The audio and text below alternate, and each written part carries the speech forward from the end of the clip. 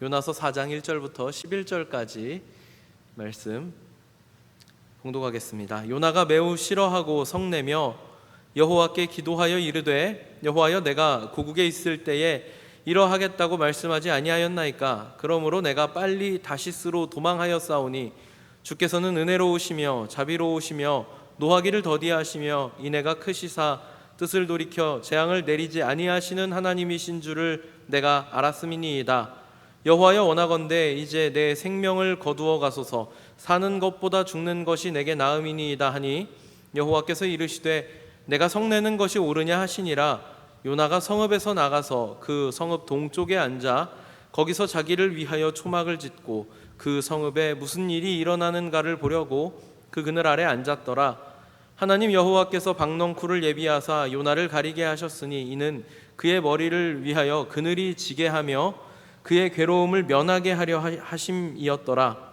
요나가 박넝쿨로 말미암아 크게 기뻐하였더니 하나님이 벌레를 예비하사 이튿날 새벽에 그 박넝쿨을 갉아먹게 하심에 시드니라. 해가 뜰 때에 하나님이 뜨거운 동풍을 예비하셨고 해는 요나의 머리에 쪼임에 요나가 혼미하여 스스로 죽기를 구하여 이르되 사는 것보다 죽는 것이 내게 나으니이다 하니라. 하나님이 요나에게 이르시되 내가 이 박넝쿨로 말미암아 성내는 것이 어찌 옳으냐 하시니 그가 대답하되 내가 성내어 죽기까지 할지라도 옳으니이다 하니라. 여호와께서 이르시되 내가 수고도 아니하였고 재배도 아니하였고 하룻밤에 났다가 하룻밤에 말라버린 이 박넝쿨을 아꼈거든. 하물며 이 큰 성읍 니느웨에는 좌우를 분변하지 못하는 자가 12만 명이요 가축도 많이 있나니 내가 어찌 아끼지 아니하겠느냐 하시니라. 아멘.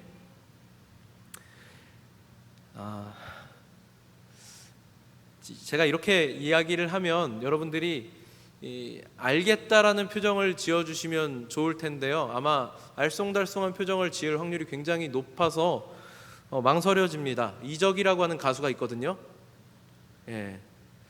근데 이렇게만 얘기하셔도 여러분들이 그 가수의 그 히트곡들이 막 떠오르면 좋은데 아마 잘 모르실 겁니다. 1집 1999년도에 나왔던 1집 솔로 앨범이 1999년도에 나왔대요. 해피엔딩이라는 곡이 있습니다. 그 앨범 안에 해피엔딩이라고 하는 곡이 수록되어 있는데 가사가 대략 이런 느낌입니다. 그러니까 옛날 얘기를 우리가 읽다 보면 갸우뚱할 때가 있다는 거예요. 왜 그러냐? 항상 그 우리 고전 전래 동화들은 끝이 그 이후로 그들은 행복하게 살았더라로 끝이 나는데 정말 그게 해피엔딩이냐 이거예요. 그러니까 그 노래에서는 신데렐라 얘기가 나옵니다. 그 신데렐라가 왕자하고 결혼하잖아요. 왕자하고 결혼해서 그 둘이 오래오래 행복하게 살았답니다 하고 끝이 나는데 정말 결혼해서 행복하게 살았냐? 안타깝게도 지금 이 자리에 결혼하신 분이 저하고 부장님하고 그렇죠? 지금 그런 것 같아요. 결혼 생활을 안 해보셔서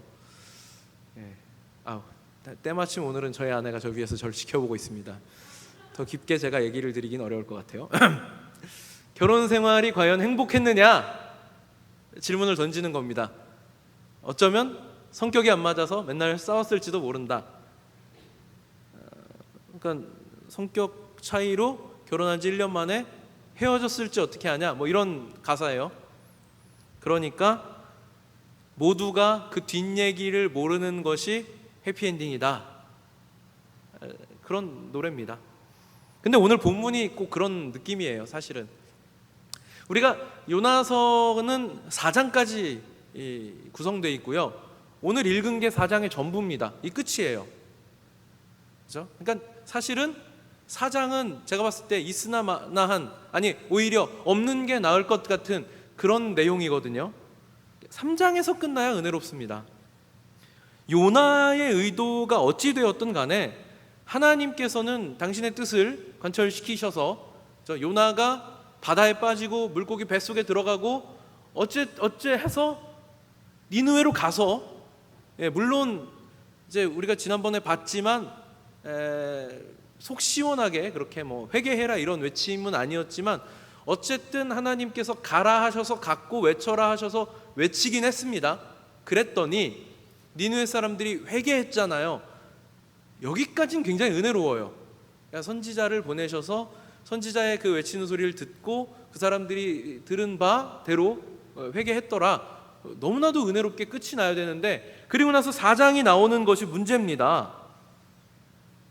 4장은 1절부터 우리가 3장에서 받았던 감동과 은혜를 깨버리죠. 요나가 매우 싫어하고 성내며, 그러니까 니느웨 사람들이 회개하는 걸 보고 요나는 싫고 화가 났다는 겁니다. 하나님, 제가 이럴 거라고 말씀드리지 않았습니까? 그러니까 제가 왜 다시스로 도망하려 했겠습니까? 하나님은 결국 은혜로우시고 자비로우시고 노하기를 더디하시고 인애가 크셔서 뜻을 돌이키시고 당신은 재앙을 내리지 않으실 것이기 때문에 나는 니느웨로 가고 싶지 않았습니다. 우리 이 민족의 철천지 원수인 니느웨 사람들 심판받는 꼴이 나는 보고 싶었습니다. 그런데 당신의 뜻이 거기에 있지 않아서 나는 그곳에 가기 싫었던 겁니다 라고 이야기하는 거예요. 하나님, 내가 뭐라 그랬어요? 이럴 줄 알았습니다 라고 따지는 거죠. 이렇게 된 바엔 전 죽는 것이 더 낫습니다 까지 가는 거예요. 차라리 절 죽여주십시오. 제가 1장에서 우리 선원들하고 이 요나가 같이 대화하는 중에 제비뽑기까지 하고 나서 요나가 날 바다에 던지라고 그러잖아요. 제가 봤을 땐 그건 희생이 아니라고 이야기했던 게 바로 이런 겁니다. 요나는 내내 하나님한테 차라리 죽여달라 그럽니다. 막상 죽을 상황에 처했을 땐 살려달라고 하면서, 그죠? 물고기 뱃속에 들어갔을 땐 또 제가 성전에 올라가서 제사를 드리 이런 얘기하면서, 그죠? 막상 죽을 위기에 처했을 땐 살려달라고 하지만 자기 성질에 못 이겨 하나님, 제가 죽겠습니다를 외치는 사람이에요. 그런데다가 요나 입으로 스스로 고백하기를 하나님이 어떤 분이신지를 줄줄줄줄 외고 있습니다. 제가 요나가 문제가 되는 것은 하나님을 너무 잘 알고 있기 때문이다라고 말씀드렸던 게 바로 이런 이유입니다.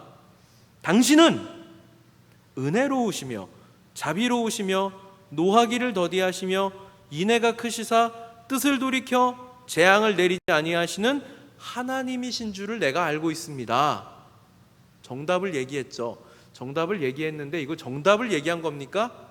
제가 생각할 때는 하나님께 조롱하는 것 같아요. 이걸 신앙 고백이라고 볼 수가 없습니다. 내가 당신이 이런 분인 줄 알았습니다. 니느웨를 어떻게 용서할 수 있습니까? 하나님, 자비로우신 하나님, 인애가 크신 하나님, 노하기를 더디하시는 하나님, 니느웨도 용서하시는 하나님, 이거 한 거예요 지금. 그러니까 하나님께서 요나에게 어떤 가르침을 주고 싶어 하시죠. 요나가 니느웨 사람들이 회개하는 걸 보고 나서도 니느웨를 바로 떠나지 못합니다.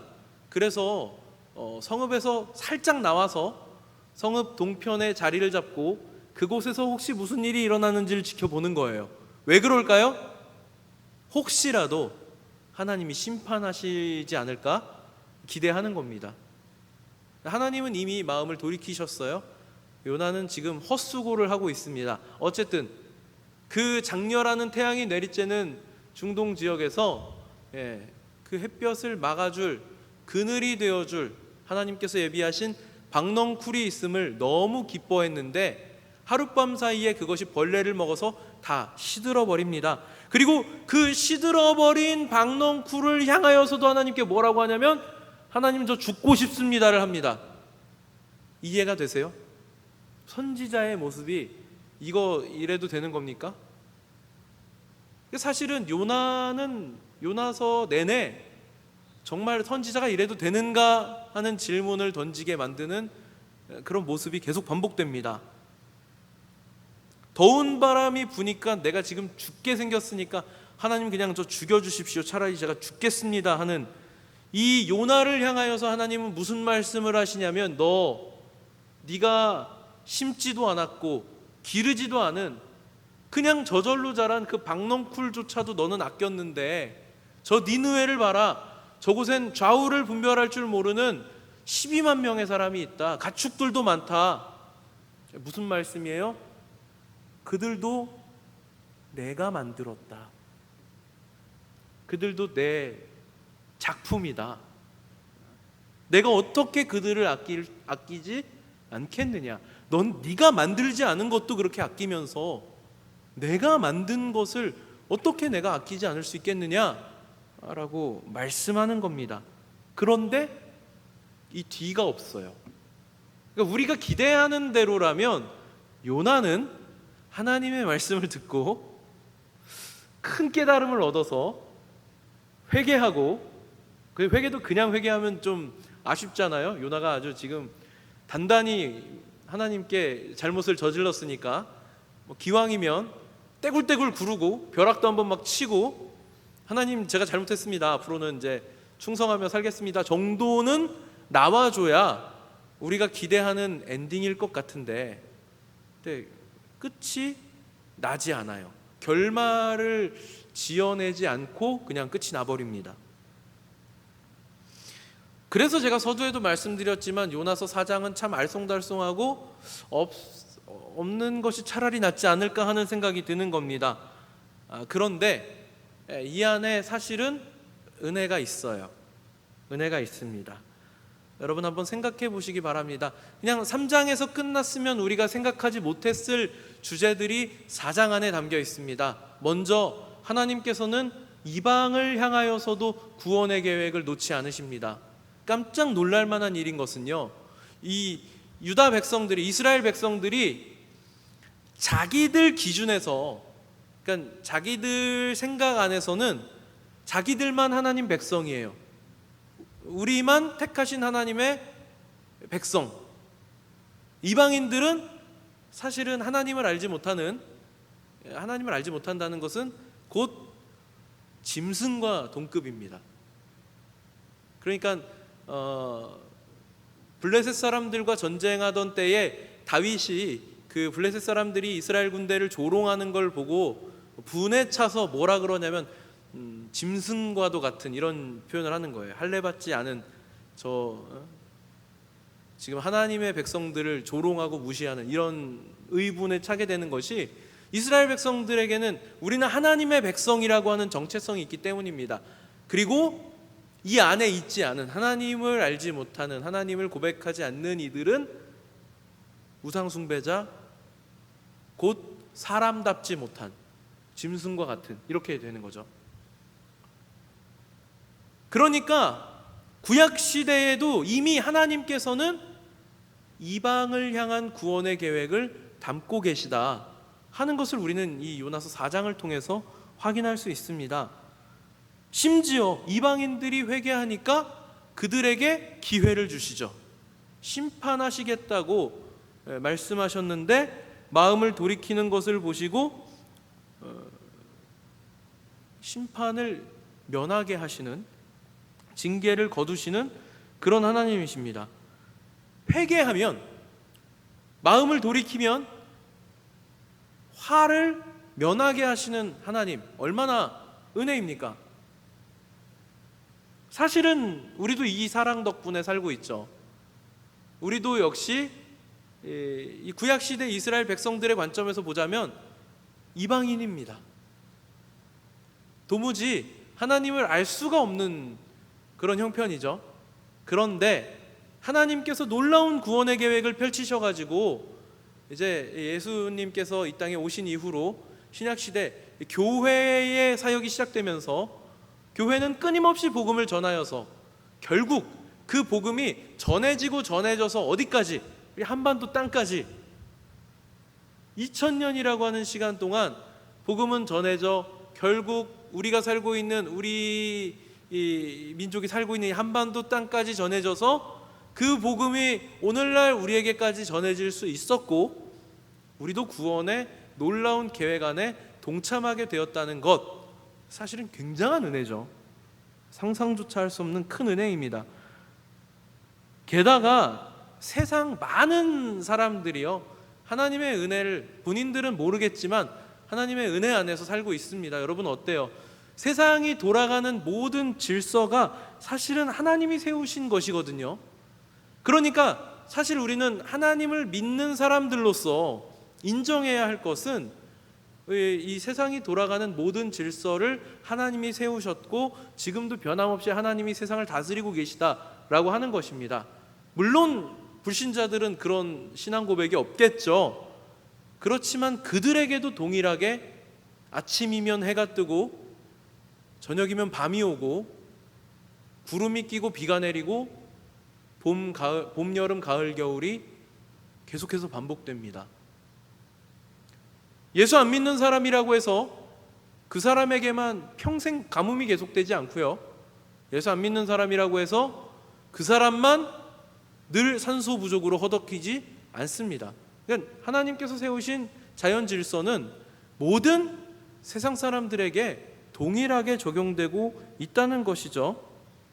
이것도 역시 하나님의 은혜입니다. 하나님은 사실 당신의 백성이라고 약속하시고 선포하셨던 이 이스라엘과 그리고 이방 민족에게 차별을 두지 않으셨던 거예요.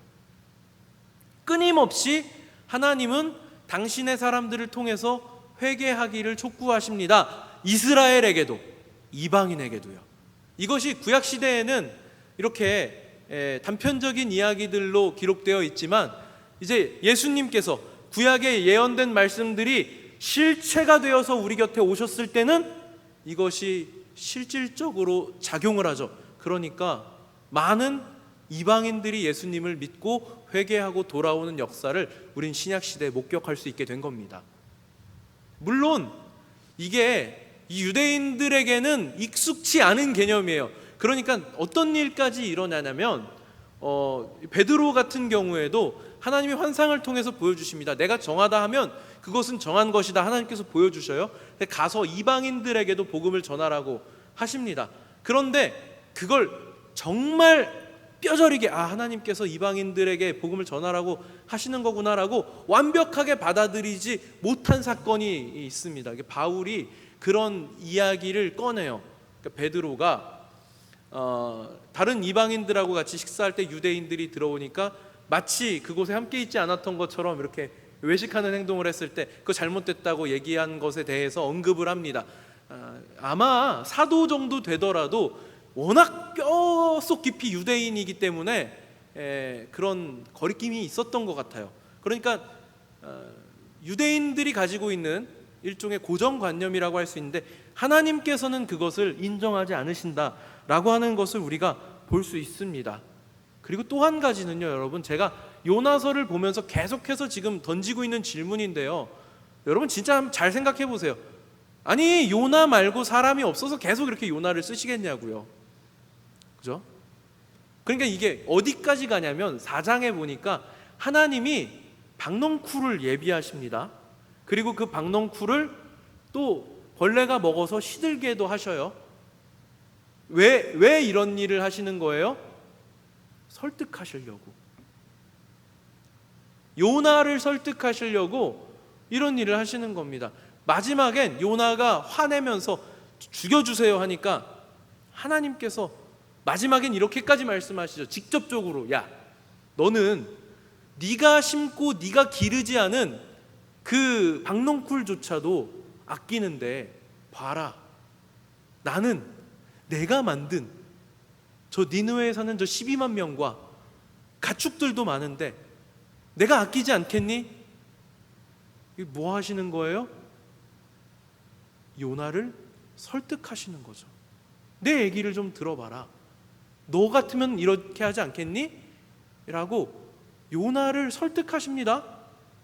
그러니까 사실은요, 요나가 아까 마치 조롱하듯이 하나님의 성품을 고백했잖아요. 당신은 은혜로우시며 자비로우시며 노하기를 더디하시며 인애가 크시고 뜻을 돌이키시고 재앙을 내리지 않으시는 하나님.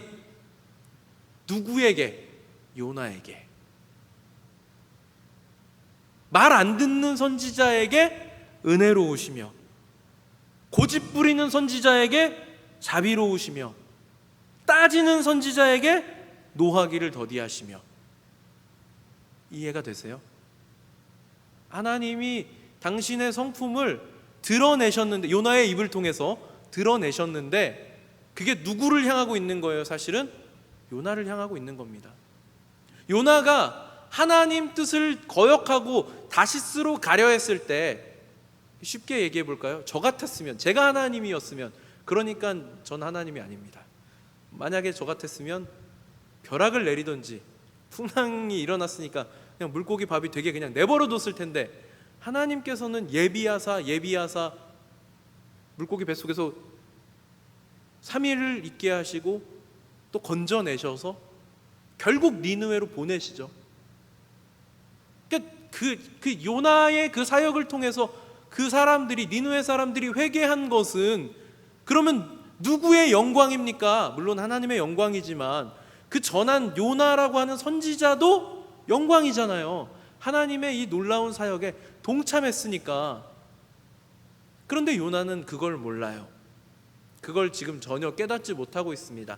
그냥 화만 내고 있죠. 하나님께서 계속 설득하시는 겁니다. 너 화내지 말고 내 얘기를 좀 들어봐라. 너 화내지 말고 내 얘기에 귀를 좀 기울여 봐라. 하나님께서 지금 요나를 배려하고 계시는 거예요. 우리가 만약에 3장까지만 이야기를 보고 이야기가 끝났다면, 그러면 물론 우리 눈으로 보기에는 좋았을지 모르겠습니다. 은혜롭게 이방인들이 회개하고 하나님 그 계획 안에서 하나님께서 이방인을 용서하시는 이야기로 그냥 끝났겠지만, 실제로 3장이 끝나고 나서도 요나는 어때요? 불만이 가득하거든요. 근데 그 이야기가 성경에 안 쓰여 있다고 한번 생각해 보세요. 그럼 우리도 오해하겠죠. 아, 이제 요나가 깨달았으니까 이제는 하나님 말씀 잘 들었겠거니 라고 생각하겠지만, 하나님께서 보여주시는 거예요. 사실은 그러지 않다. 요나는 끝까지 내 말을 안 들었다 보여주시는 거예요. 불만이 가득합니다. 왜 저 불신자들까지 그렇게 아끼시는지에 대해서 납득이 안 됩니다. 그러니까 요나는 하나만 알고 둘은 모르는 거예요. 하나님 성품을 줄줄줄줄 외우지만 그것이 사실은 자기를 향하고 있다는 걸 전혀 눈치채지 못하고 있습니다. 하나님께서 그 요나를 납득시키시고자 시간을 들이시는 거예요. 이 4장까지 오는 동안에 하나님은 끊임없이 요나를 설득시키시고 어르고 달래고 당신이 계획하시는 자리에 가게 하려고 그를 이끄시기 위해서, 결국 그에게서 항복을 받아내시기 위해서 정말로 은혜로우시고 자비로우시고 노하기를 더디하시는 모습으로 요나를 받아주시는 겁니다. 그런데 여기서 이야기가 끝나버리죠. 그러니까 아까 제가 말씀드렸던 것처럼 우리의 기대대로라면 이 시점에서 요나는 떼굴떼굴 구르며 하나님 잘못했습니다, 살려주세요 해야 되는데 그런 결론이 없습니다. 그러니까 결론이 없다는 것도 굉장히 의미심장한 겁니다. 여러분, 성경을 눈 씻고 뒤져보세요. 이렇게 끝나는 경우가 있나? 요나서가 아주 독특한 결말입니다. 이걸 이제 우리가 문학적으로는 열린 결말이라고 하는데요. 열린 결말은 원래 독자들로 하여금 많은 생각을 하게 합니다. 실제로 작가가 열린 결말로 이야기를 끝낸다는 것은 생각할 기회를 독자들에게 던져주는 거거든요. 하나님도 마찬가지입니다. 우리는 요나서를 읽고 결말이 나지 않음을 보면서 이제부터 내가 생각해야 될 상황에 돌입하는 겁니다. 요나는 하나님을 잘 알기 때문에 더 하나님 명령 듣기를 싫어합니다. 요나를 통하여 그래도 이방인들까지 품으시는 하나님, 그리고 당신의 백성이 아무리 불만이 많고 말을 듣지 않아도 끝까지 어르고 달래고 가르치시는 하나님을 볼 수 있었습니다. 이게 하나님께서 사실은 작정만 하시면 이루실 수 있는 분이 마음만 먹어도 실체로 이루어낼 수 있는 하나님께서 왜 굳이 이렇게까지 하시는가, 어디까지 참으시고 왜 설득하려 하시는가, 이것을 명백하게 보여주시는 겁니다. 그리고 요나서를 읽고 있는 우리를 향하여서 너 스스로를 돌아보라 라고 말씀하시는 겁니다. 하나님께서는 은혜로우시며 자비로우시며 노하기를 더디하시며 인애로우신 분이십니다. 그래서 우리의 고집도, 우리의 성냄도, 우리의 납득하지 못함까지도 용납하시고 오래 참으시며 설득하려 하시는 겁니다. 우리는 요나를 통해서 이러한 하나님의 놀라우신 은혜를 발견하게 되고, 그리고 용기를 얻을 수 있고 또 위로를 받을 수 있는 것입니다. 모두 자리에서 일어나겠습니다.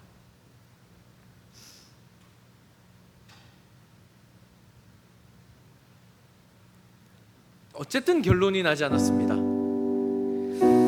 하나님은 이렇게 요나를 끝마치시면서 요나뿐 아니라 오늘날 요나서를 읽는 우리까지도 설득하기를 원하십니다. 아마 요나만큼이나 못나게 구는 사람이 또 있을까라고 생각하실지도 모르겠지만, 만약 그렇다면 여러분 오늘 집에 돌아가셔서 방문을 닫으시고 조용히 앉아서 한번 생각해 보시기 바랍니다. 그동안 내가 얼마나 못나게 굴었는가, 하나님 보시기에 내가 얼마나 터무니없는 철부지와 같았는가, 하나님이 일하시는 방법에 얼마나 동의하지 못했었는가, 하나님을 내 생각 속에 가두어 두려고 하지는 않았는가, 한번 생각해 보시기 바랍니다. 그리고 요나를 설득하시는 하나님을 보시기 바랍니다. 그럼 요나서의 이 결론 없음이 곧 성경을 읽는 모든 독자, 저와 여러분이 내야 할 답임을 발견할 수 있으실 겁니다. 사실은 우리도 요나처럼 머물고 싶습니다. 하나님 뜻이 무엇인지 알아도 그 뜻에 순종하기가 참으로 어렵습니다. 그렇지만 하나님께서는 우리에게도 가라고 명령하십니다. 우리의 시선을 온전히 하나님께 맡기고 온전히 하나님께 맞추고 우리 인생을 하나님 앞에 던져버리면 우리와 함께 하시는 하나님을 느끼실 수 있으실 것입니다. 오늘 우리 다 함께 저 장미꽃 위에 있을 찬송하도록 하겠습니다. 저 장미꽃 위에 있을 아직 맺혀 있는 그때에 귀에 흐르니 소리 들리니 주 음성 분명 나가 주님 나와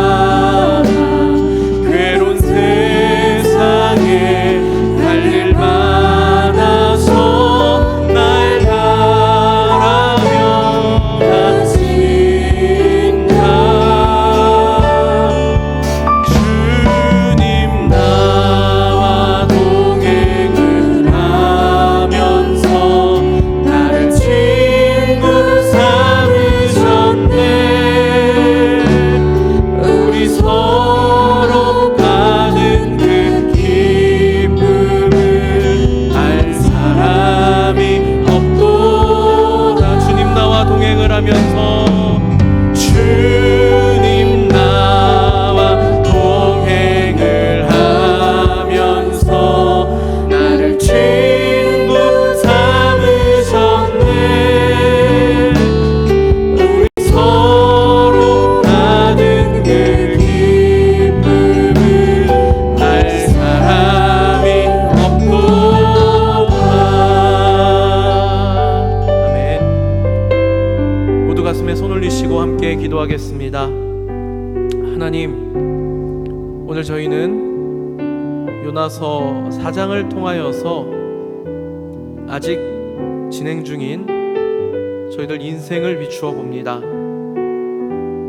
물론 성내고 하나님께 따지는 요나의 모습은 저희를 당황시킵니다. 그러나 요나를 통하여서 또한 저희의 모습을 보게 하시니 감사합니다. 하나님은 요나의 고백처럼 은혜로우시며 자비로우시며 노하기를 더디하시며 인애가 크시며 뜻을 돌이키셔서 재앙을 내리지 아니하시는 하나님이십니다. 저희를 용납하시고 오래 참으심으로 기다리시고 끝까지 설득하시니 이 은혜로 저희가 살아감을 고백합니다. 이제 요나에게 말씀하신 것처럼 저희에게도 가라 하신다면 저희도 그 말씀에 순종하는 자가 되기를 소원합니다. 요나서는 결말을 짓지 않지만 또한 저희들의 인생도 아직 진행 중입니다. 끝까지, 최후의 최후까지라도 결국 저희를 설득시키시고 저희들 인생을 통하여서도 영광을 받아주시고 영혼 구원의 열매를 허락하여 주시옵소서. 끝까지 포기하지 않으시는 하나님의 인내로 저희들을 품어 주시옵소서. 하나님의 기쁘신 뜻 가운데 복된 주일을 맞이하며 하나님 앞에 올려드린 예물이 있습니다. 우리가 누리는 모든 것이 하나님으로부터 온 것임을 기억하고 고백하는 마음 가지고 드립니다. 받아주시고 하나님께서 저희 인생의 주인 되어 주셔서 겸손하게 하나님과 동행하는 복된 인생들이 되게 하여 주시옵소서. 감사드리며 예수님 이름으로 기도드립니다. 아멘.